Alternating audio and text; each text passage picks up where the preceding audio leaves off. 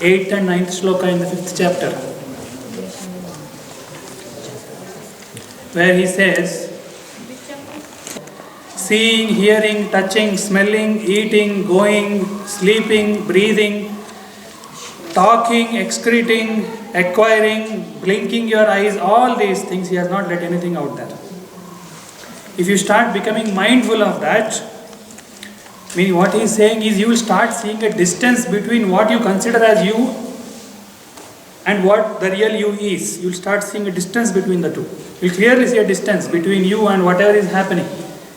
Whatever you call as your mind, my habits, my attitude or everything. You will see a different distance between you and that. The moment you see a distance, what will happen? You will realize what you are. If you start getting satisfied with wordplay, awareness, consciousness, I am consciousness, I am awareness, if you conclude like that, after that you won't try to even do anything. Will you try to do anything after that? You will be happy, I am consciousness. I am Brahmasmi. It was somebody's utterance when they realized it. You don't simply repeat that. You have to go through the process, and after going through the process, you will also utter, oh, I am that. You know, spirituality is, Adhyatma is actually the process of unbecoming. You go reverse. That is why they say neti neti. It's a process of negation, not logical negation. When you start seeing the distance, obviously you will negate. Will you say that I am that wall now? Will you say? No. If you say, you will be put in mental hospital anyway. But look at what really happens. There is a very nice metaphor to explain that. Have a glass of water with you.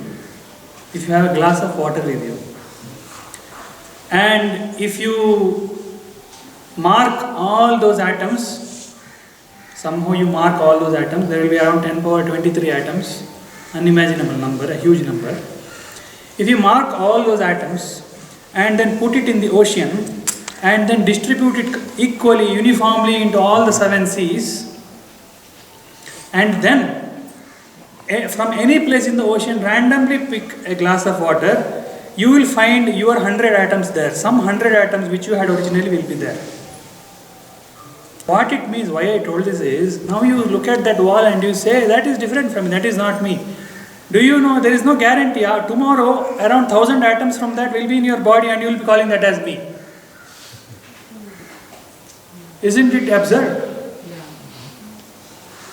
It will be on your face somewhere sticking and you will be identifying it as me. And after a few days it will go away from you, that atoms will go somewhere else, and then it is not me again. So just because it came here, why do you say it is me? Still there is a distance between you and that. The distance became less, that is all. Just because the distance from that between you and that atom became less, does it mean it became you? So seeing the distance means this, being mindful means this. Whatever you are carrying with you now, whatever you are calling yourself as you, is actually in flux. It's not being there constantly, it is in flux. I gave the example of ball. You start thinking about the flux, universe as a flux.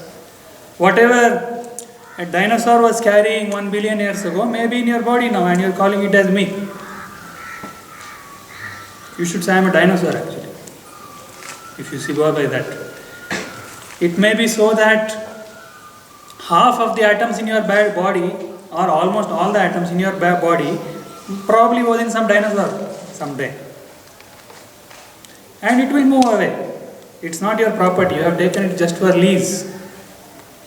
When you take something for lease, it doesn't become you. So mindfulness means not becoming full of yourself. See, mindfulness you can speak in both ways, sarcastically. Earlier what I was telling, that somebody talks of their back pain, you want to speak of your back pain. That is, you are full of yourself. Your mind is full of yourself. That is not mindfulness. That full-mindedness. That is full mindedness. Don't do that. You have to do the opposite. You have to become mindful, not full of mind.